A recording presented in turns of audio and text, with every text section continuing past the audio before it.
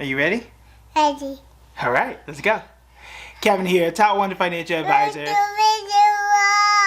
and best-selling author.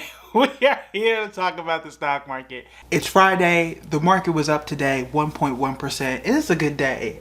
And I'm really sorry because I want to talk about recessions, but not in the way that many people have talked about it before. And even I've talked about it before.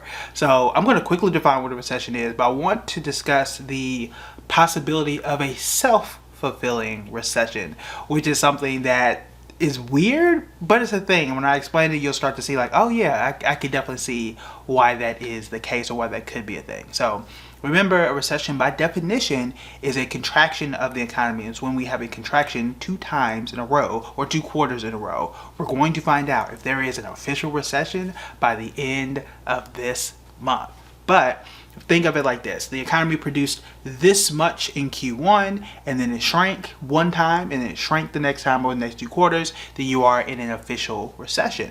And we know what comes with recessions. The market is usually down. Unemployment usually goes up. Things aren't fun. No one really roots for a recession, right?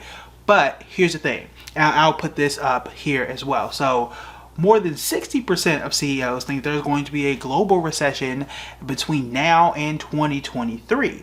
Then you also had the Wall Street Journal says there's a 44% probability that there's going to be recession in the next 12 months. Then you've got Citigroup says that there's a 50% chance of a global recession, so it's not just a US thing. And almost every bank thinks that there's going to be some version of a recession between now and 2023. You have some that says, hey, it's not going to happen in 2022 or 2023, but perhaps in 2024. So everybody thinks there's going to be some level of recession. The problem with that is once you start putting it out there in the minds of people over and over and over again, and I guess I am partly responsible for this as well, is you get what is called a self-fulfilling recession. And this is what that means. When you think there is going to be a recession and you start to hold back and you don't spend and you prepare for what you think could be a recession, then you may actually cause a recession by doing so, because the economy pretty much only contracts when you don't spend money, right? When you're not out there stimulating the economy, buying stuff, traveling, and doing all those types of things. So if I am sitting here thinking, oh, it's going to be a recession between now and 2022, or I think there's going to be a recession in 2023, well, let me save. I don't want to take that Christmas trip. I don't want to travel. I'm not going to buy all the nice things because what I don't want to do is sit on a brand new car and then I think there's a recession. I think I'm going to lose my job, so I'm not going to do those things. And then that's exactly what happens, is that those actions, those non-actions, cause a recession. Now, there is no official way, at least to my knowledge, that you can gauge that part of a recession, but it is a thing, and it is a thing that can actually happen. It is the threat of recession. It is the threat of things are going to be bad, so let me prepare now, and that preparation causes things to actually happen. So I just wanted to throw that out there, that it is a thing. What should you do to quote unquote repair? I kind of feel conflicted, because if we do that, then you could actually cause it. But you guys get the point. We've already talked about it. Like, this is one reason why I'm still dollar cost averaging. Now, I didn't do it today because yesterday was moving day, so I already moved all my investments. I'm going to come back and do the exact same thing tomorrow, and not tomorrow, next week, and just continue investing like I'm investing. I've already covered what stocks make sense, if that is going to be a thing. But you don't want to really change your behavior too much when it comes to the stock market. If it happens, it happens. Hopefully it doesn't. But again, stay the course. Those who invest through recessions, those who invest through bear markets, are usually the ones that are most profitable, because historically speaking, you don't get these opportunities that often. In fact, there are only 5 bear markets since 1990. And while technically today, since the market was up, we're not in a bear market as of today.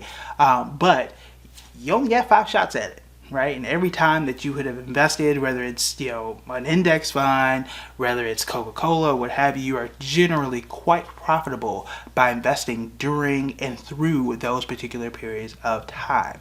Yesterday, if you didn't see yesterday's video, go back and watch that one. But we talked about all the areas that make sense to invest in this particular market, and then obviously I went over all the moves that I am making and why I made those particular moves for me, the kids, and everybody else. So all that stuff is there. So again, a self-fulfilling recession is a thing. It is a weird, strange phenomenon, because you don't want to be unprepared, but then when everybody prepares for it, you run into a weird cycle of stuff where it still happens. Is that the cause of, yes, a self-fulfilling recession is a thing, but also inflation is still a thing that is real, right? And that does cause actual recessions, as well as raising interest rates. So it is a really strange, nebulous topic. I don't know if nebulous is the right word, but it is a really strange topic that can happen, does happen in the past, and I just feel like it's worth a conversation. It's worth a conversation. I want to hear your thoughts in the comments section below. As always, we have the membership only group.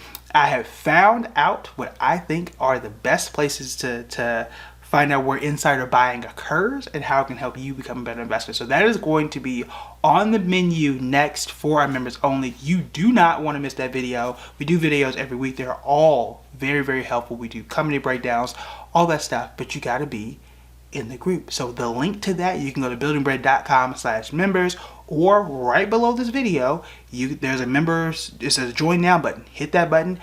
Or I put it in 3 places this time. 3 places.